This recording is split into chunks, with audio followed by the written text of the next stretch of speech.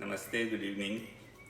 मेरे जानने वाले एक सर हैं, उनका मुझे मैसेज मिला और उन्होंने पूछा है कि क्या तुम मेरी कुंडली देख के बता सकते हो कि क्या मैं एक सक्सेसफुल एस्ट्रोलॉजर बन सकता हूँ? क्या मेरी कुंडली में ऐसा कोई योग है? फिर मैंने सोचा ये बात आपसे डिस्कस की जाए। योग तो नहीं कह सकते हैं, लेकिन कई सारे ऐसे कॉम्बिनेशन हैं या कई सारे ऐसे फैक्टर्स हैं जो इस बात को अफेक्ट करते हैं कि क्या आप एक सक्सेसफुल एस्ट्रोलॉजर बन सकते हैं, क्या आप प्रेडिक्शन कर सकते हैं, क्या आप किसी को सही सलाह दे सकते हैं। ज्योतिष कुछ नहीं है, एक दूसरे की मदद करने का एक साधन है और लोगों को सही सलाह देने का एक जरिया है। तो मैंने काफ़ी सारे एस्ट्रोलॉजर्स की भी कुंडलियों को स्टडी किया है, तो मैंने उसमें से कुछ कॉम्बिनेशन निकाले हैं और कई सारे लोगों के भी बताए हुए चीज़ों में से जो भी मुझे अभी याद आ रहा है वो मैं आपके साथ शेयर करना चाहता हूँ। आप भी अपनी कुंडली में देखिए कि आपके कुंडली में ऐसा कोई योग बन रहा है।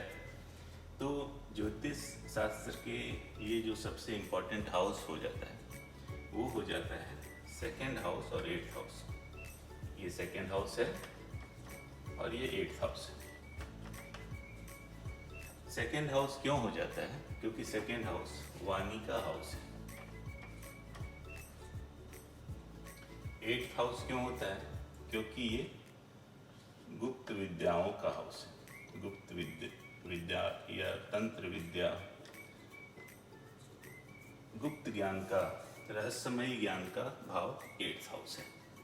तो ये दो हाउस जो हैं ये सबसे इम्पोर्टेंट हो जाते हैं।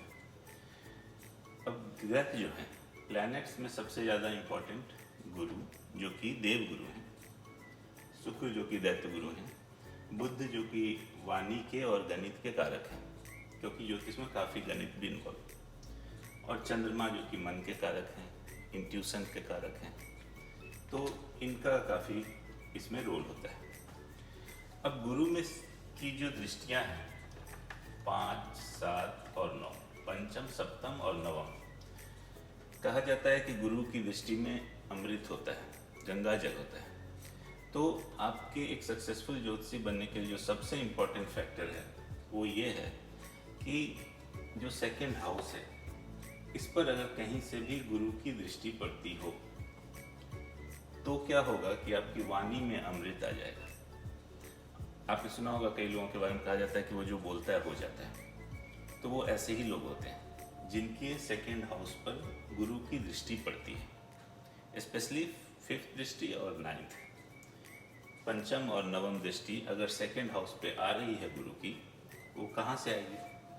अगर गुरु यहाँ बैठ जाए तो इनकी नाइन्थ दृष्टि सेकेंड हाउस पे आ जाएगी। अगर गुरु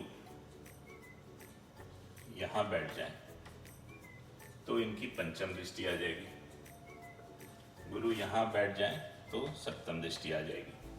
बट पंचम और नवम, अगर आपकी कुंडली में गुरु यहाँ बैठे या यहाँ बैठे तो उनकी दृष्टि सेकेंड हाउस पे जाएगी और आपकी वाणी में वो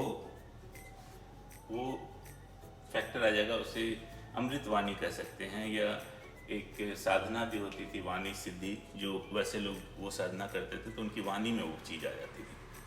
तो सबसे पहला फैक्टर हुआ कि गुरु की दृष्टि अगर सेकेंड हाउस पे पड़ती है तो। दूसरा है बुध और शुक्र। अगर ये मजबूत होकर के पंचम भाव में बैठ जाए किसी भी कुंडली में, बुध या शुक्र, तो भी ये आदमी को अच्छा ज्योतिषी बनने में मदद करते हैं। तीसरा फैक्टर वो है चंद्रमा। अगर चंद्रमा किसी का भी सेवंथ हाउस में है तो वो आदमी को बहुत अच्छा इंट्यूशन पावर देता है।